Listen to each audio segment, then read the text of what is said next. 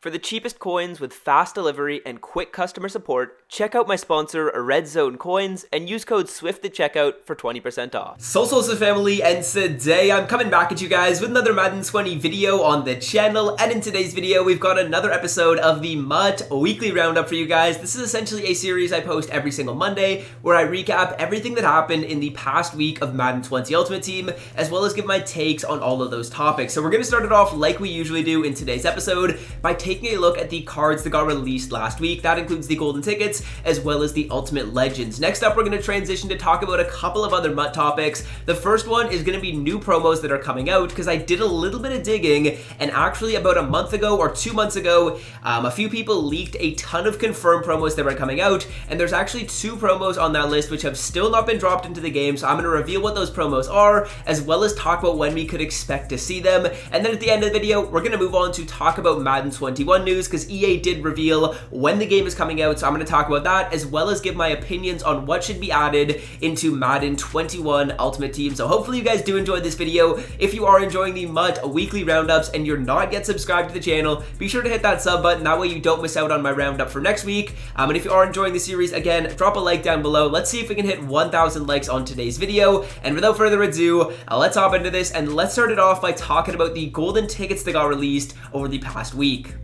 So starting it off with the 3 golden tickets we received last week, we got Quincy Enunwa, we got Anthony Barr, and we got Brian Dawkins. And one trend you guys are going to notice with all of these cards is I am not a huge fan of any of them. We're going to start it off by taking a look at the Quincy Enunwa stats, and he's actually one of the cheapest golden tickets out there. He is the 4th cheapest golden ticket, and as we take a look at the back of the card, there is good reason for that. The 95 speed is just going to be way too slow for me, in my opinion. As a wide receiver and a golden ticket at that matter, to only get 95 speed is just disrespectful. I would expect him to get 98 at least, especially because he's a golden ticket. When you take a look at the Julio Jones card, who again was also another wide receiver golden ticket, the speed on him right now is sitting at 97, so I would expect at least 97 on this Quincy Enunwa as well. To only get 95 is pretty annoying, and it makes this card almost unusable. We don't even have to look at the other stats. They're all really good, as they should be, but the speed is just way too low in my opinion. 95 makes this card almost unusable. And one trend you guys are really going to notice with these golden tickets,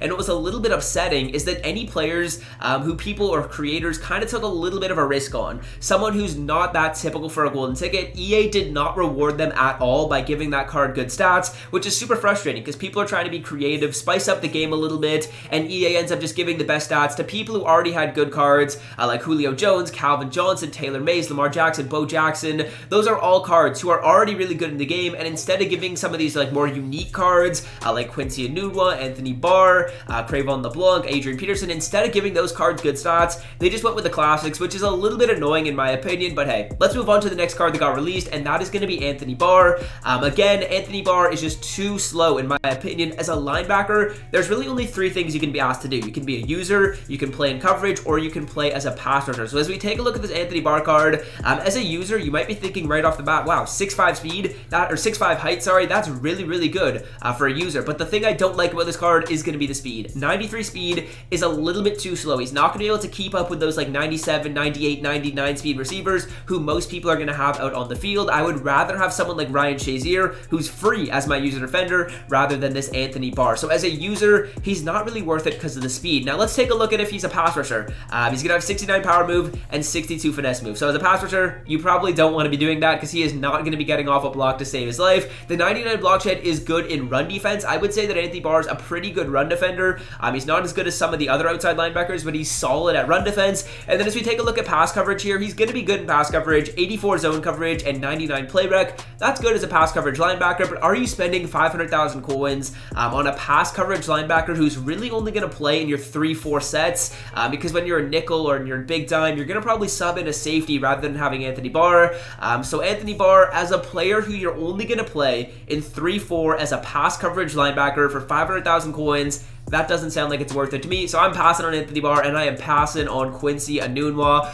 Moving on to the final golden ticket, we got Brian Dawkins. And Brian Dawkins is an interesting card. I actually think that this is one of the best value golden tickets. If you're selecting a free golden ticket, you want to go with Calvin, because Calvin has better stats than him.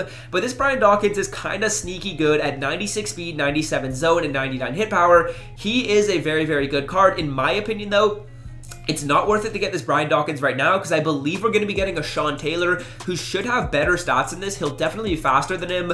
And yeah, I think he should have better stats in this, and he's going to be much, much cheaper. So in my opinion, I wouldn't get the Brian Dawkins right now. If you're looking for a free safety, just wait a week. I think we should be getting Sean Taylor either this weekend or next weekend for Ultimate Legends. So those are my takes on these golden tickets that came out this week. Next up, let's move on to Ultimate Legends. And honestly, I just want to say this right off the bat. EA has been taking major W's the past couple of weekends with Ultimate Legends. This week, the most notable ones that we got are Patrick Willis and Jan Stannard, and it seems like every week EA's been releasing an Ultimate Legend which everyone wants. We got Patrick Willis, we've gotten Randy Moss, we've gotten Lawrence Taylor, we've gotten Rob Gronkowski.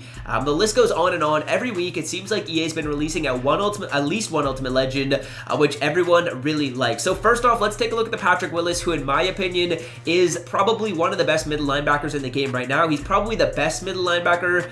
Maybe Ryan Shazier is comparable, but right now at 430k, Patrick Willis is a very, very good card. If you guys watched my video yesterday, I would recommend you maybe wait about 2 weeks before you get this Patrick Willis. I could see him going down to somewhere around 300k, maybe like 250k, so you could be getting a good deal on him if you wait a little bit. But as we take a look at the back of the card, 94 speed, 97 hit power, 94 block hitting, and 83 zone coverage. This card almost has the same stats as the Anthony Barr, except he's going to be much, much better in run defense, in my opinion, because he's going to be a little bit faster, and he's also going to have better hit power than Anthony Barr, so that's why I like this Patrick Willis a little bit more. But again, taking a look at the back of the card, that 94 speed is going to be pretty good for a middle linebacker. You couldn't get that up to like 98, I'm pretty sure.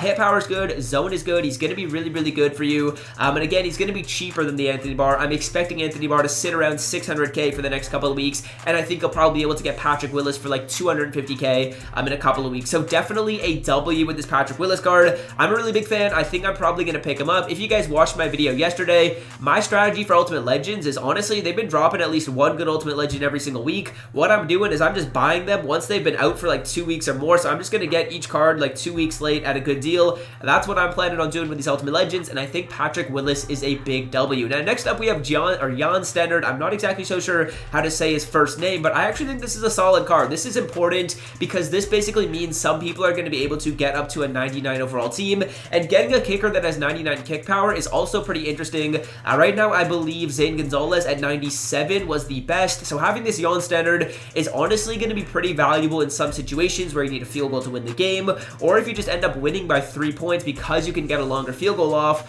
This card could be pretty valuable. I also think that Madden is kind of transitioning a little bit to more of a defensive style game, so having a kicker that can maybe get you that additional 3 points is going to be absolutely huge, and I actually don't mind this card if he comes down to like 200,000 coins. I think I'll be probably adding him to my team. So those are my takes on the cards that got released this week.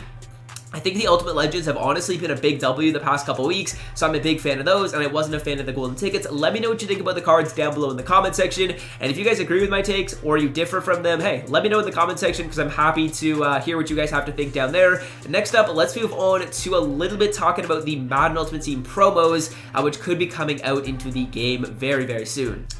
So starting it off to talk about some upcoming content which we can expect to see, I think we have 2 promos that are actually guaranteed. I actually know we have 2 promos that are guaranteed because someone by the name of MuttLeaks on Twitter actually leaked these pack animations for these promos, I think about a month ago, and since then EA's done every single promo that they've done on there or that they've leaked other than these final 2 promos. That is the Blockbuster promo and the Positional Hero promo. So those are 2 promos I think we can almost guarantee to get into the game before Madden 21 does release, and I'm honestly expecting the Positional Hero promo to drop this week. With no more golden tickets, EA doesn't have any content to release on Friday, so I would expect the Positional Hero promo to be coming out at the end of this week. Now, this Positional Hero promo, I'll quickly give you guys a little bit of recap on what it is. It's basically a 99 overall at every single position. The way they could do it is very similar to golden tickets, where they release the cards in batches, so we could expect to see maybe like 5 positions every single week that could go on for like a month, and I would honestly expect that that's probably how they would end up situating the promo. It seems like they've liked to kind of spread out their content,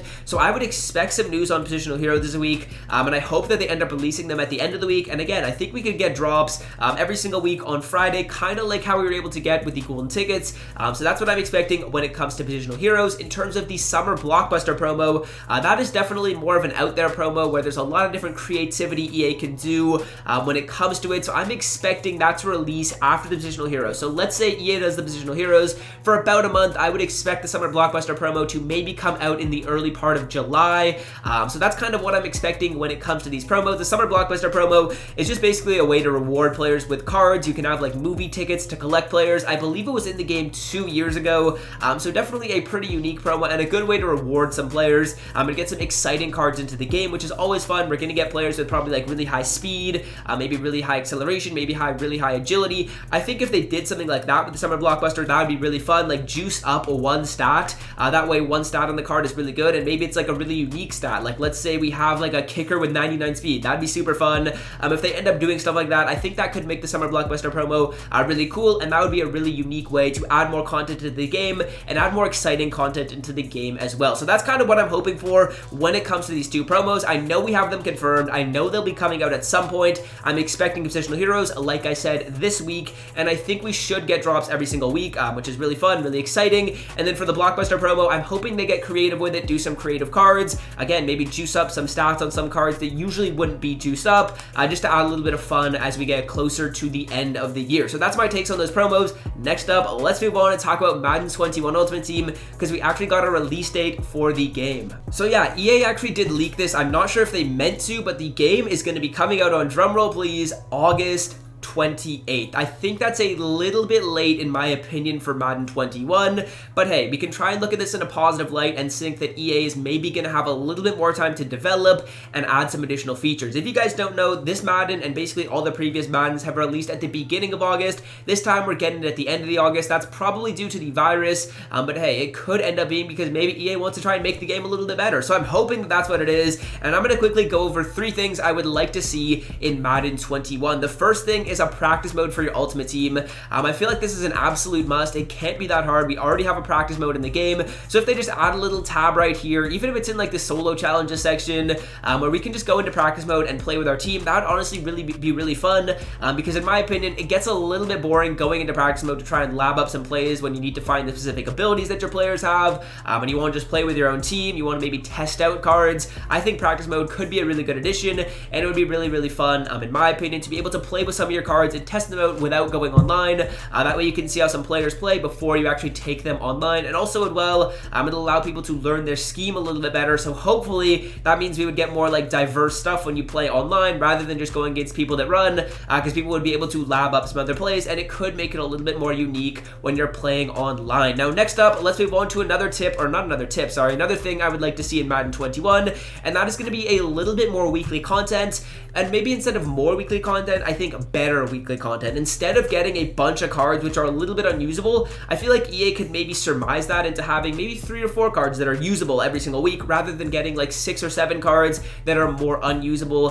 So that's just one thing I would like to see in terms of weekly content. I also think we're gonna need more weekly content as we get closer to the end of the year in Madden 21, because it's been a little bit stale over the past couple of weeks. I've actually really liked playing Weekend League the last little bit, but I mean, content in game has been a little bit lacking, so hopefully next year they end up fixing that and they end up dropping more content during the week. Now let's move on to the final thing that I'd like to see in Madden 21, and that is going to be more house rules. House rules is always really fun, and I feel like EA has a huge opportunity here to get super creative and come up with a bunch of unique challenges that could be released honestly every week or every other week, with good rewards. People really like to grind house rules, and I feel like if EA was able to find more of a creative style where they could add a bunch of different challenges, or not a bunch of different challenges, but a bunch of different types of house rules every 2 weeks, that could be really fun. And I think also, when they do house rules next year, I think it should be more focused on being creative and stuff like that, rather than having stuff that takes so long to grind for. If you guys remember, you used to have to win like 60 games during a week, and that is just super long. I'd rather have to win like 10 games and get a little bit less of a reward, and play something that's super creative, or something like that. I think that would just be more fun in my personal opinion. Like, there's so many ideas they could do for house rules. They could have like rugby style house rules where you can only pitch it.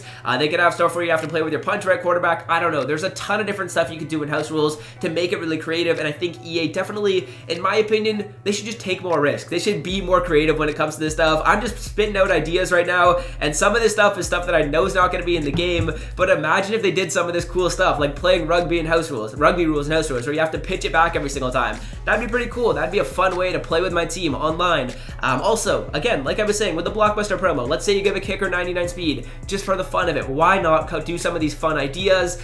Hopefully they do implement some of this stuff. Maybe if someone at EA is watching this, they can hit me up on Twitter. I've got a bunch of more ideas where this is coming from to improve the game and stuff like that. But yeah, that's gonna do it for the video. I hope you guys have enjoyed. Let me know if you have any cool ideas for Madden 21, or basically just any cool ideas for the game. I'm really curious to see what you guys have to say down below in the comment section. But yeah, that's gonna do it for the video. And until next time, fellas, I'm out. Have a great rest of your day. Peace.